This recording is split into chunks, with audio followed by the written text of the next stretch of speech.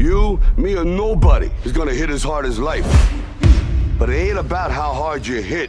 It's about how hard you can get hit and keep moving forward. How much you can take and keep moving forward. That's how winning is done. Everybody gets hurt.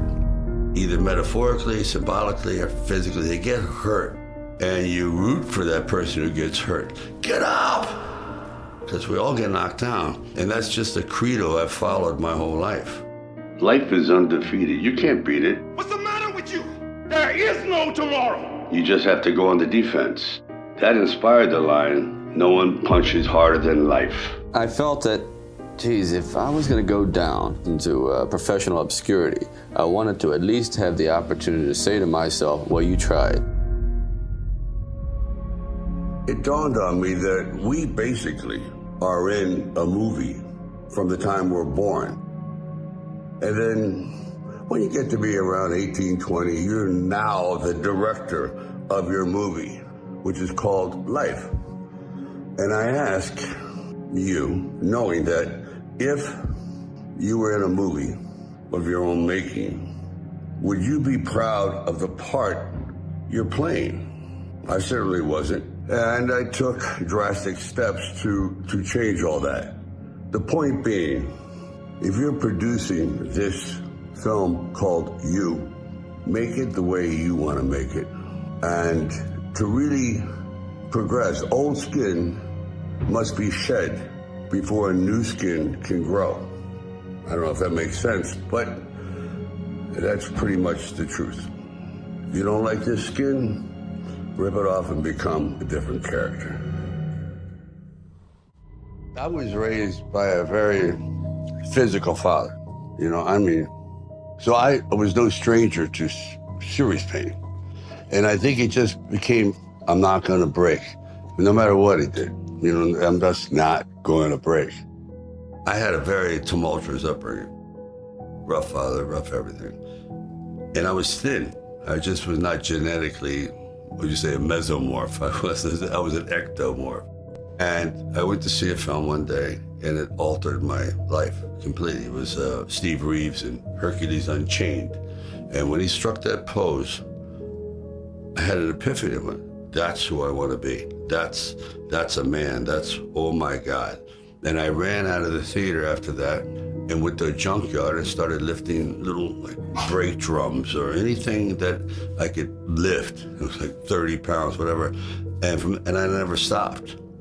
And I did build on armor. It was like, I felt I could really take care of myself. I could inflict punishment rather than take punishment. And I never stopped.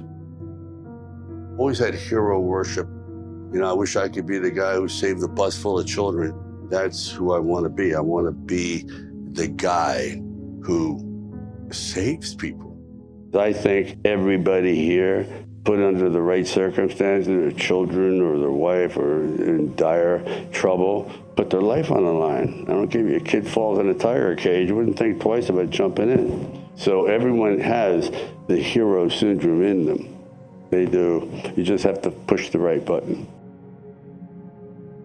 I used to sit in this little apartment, and it was a room. As a matter of fact, the room was so small, I remember I was able to open up the window and close the door while sitting on the bed at the same time. It was like 8 feet by 8 feet by 9 feet. But the one thing about that room, there was really very little distraction. And he painted the windows black so he could write. I did paint it black because I didn't know what time it didn't matter what time it was. Oh, it's time for breakfast. And right away, you derailed yourself. I'll have breakfast when I'm hungry. I don't need to know what time it is, that kind of thing. So I was trying to eliminate all the excuses because it's hard to write. So I would sit there propped up in bed, and I'd go out with my big pen and legal pad and just start writing these stories. And most of them were very, very trivial, but there was something about the process of unrealized dreams. I was always brought back to this subject because I think it's one of the most enduring subjects and one of the most difficult passages for people to accept that they never were realized in their own lifetime, that they just didn't get that shot. The more I thought about this kind of street-like character that that just is totally misrepresented by the way he looks physically. Just the way he walks down the street was enough to say people, oh, dismiss him. He's kind of looks like a bully or looks like a dark kind of character. And I thought, that's an interesting character because they're always unrealized. Well, that festered in my mind for quite a while, and then eventually I decided it was a time to come to California. So I went to California, and I moved in the Valley, and things weren't going very, very well there. As a matter of fact, I had to try to sell my dog because it was either do that or he just was not going to be very well fed around the house. I did sell my dog at a 7-Eleven. It was either that or eat him. And then one night, I went to see Muhammad Ali fight. And what I saw was pretty extraordinary. I saw a man they called the Bayonne Bleeder who didn't have a chance at all against, the greatest fighting machine, supposedly, that ever lived. Brought it back and slips a punch to his left. Oh, a vicious shot to the rib from Muhammad Ali, and what a surprise! Chuck Wepner gets to the body. And for one brief moment, this supposed stumble bum turned out to be magnificent in the fact that he lasted and knocked the champion down. I said, boy, if this isn't a metaphor for life, his entire life crystallized at that moment. He will be remembered for all eternity, at least among the fight fans. He did something extraordinary. I said, now that is probably what I need as a catalyst for an idea. A man who's going to stand up to life and take one shot and maybe go the distance. It really don't matter if I lose this fight. It really don't matter if this guy opens my head either. So all I want to do is go the distance. So I started to write, and it was one of those writing frenzies. And 3 days later, I came up with the script of Rocky. At that time, I must admit, my life was definitely on the wane, at least professionally. I was emotionally, spiritually, physically bankrupt.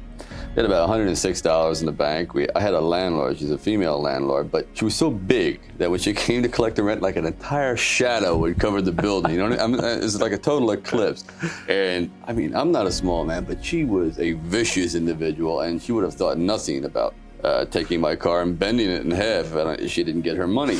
And so I had $106, the rent was $300, I had a pregnant wife. So you might say I had quite a bit of fuel to sit down and write the script. I wrote the script in about 3.5 days, and only because I could hear the wolf at the door, literally. But here's the caveat. I'd say 90% was terrible. I believe in getting something done, no matter how flawed, just to get to the finish line. Just to get it out. Just to get it out. Because I find that procrastination and diversion is something that writers revel in. Oh, I hope that phone rings.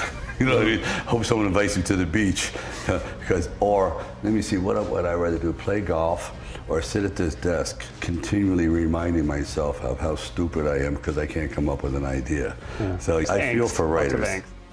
Now, the script by no means was a finished piece of material. It was probably about 90 pages, and maybe 10% of it remained in the final script, but it was done. I was on a casting call. So we're talking a little bit, and I guess I really wasn't right for the acting part. And on the way out, I said, oh, I don't know if it matters, but I do a little bit of writing. He goes, really? I said, yeah, as I'm writing this story, I have this thing about wrestlers, and I might do something about boxing. Well, he says, well, bring it around. And I thought, if I hadn't stopped on the way out, that's why I tell all actors or writers, don't give up, keep talking. Eventually you might hit a nerve somewhere and they go, come on back. And if they didn't say, come on back, or bring it later and let's see what you've developed, I wouldn't be sitting here. So I have to give incredible credit to their insight and their patience, and they're willing to take a chance, which it doesn't exist much anymore, unfortunately. Originally, when I brought the script to them, they were fairly enthusiastic about it. The one thing they were not enthusiastic about was me playing the part, and I really can't blame them. At the time, Ryan O'Neal was a candidate, Burt Reynolds, Robert Redford, Jimmy Caan, and they all were at the top of their game. And so I could see it, but there was something inside of me that this opportunity is never going to come around. And I really wasn't used to money, and I had no idea of what I would be missing. But the temptation started to come forward. First, it was $25,000, then $100,000. I go, well, I never heard of $100,000 because I had like $106 in the bank, and like I said, I had to sell my dog, and things were not looking very, very good.